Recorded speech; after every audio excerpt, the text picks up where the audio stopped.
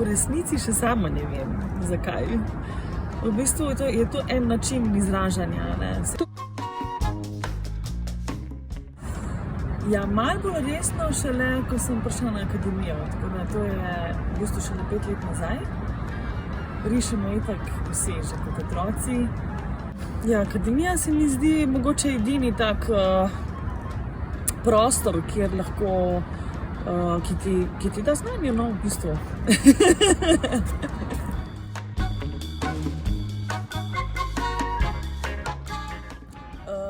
Vedno raje imam vedno tišje.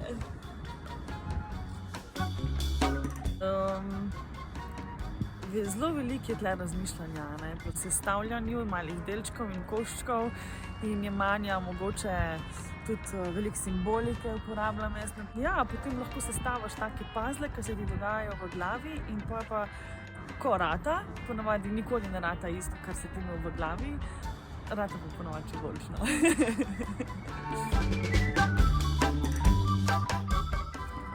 Do zdaj so mi to bili obrazi.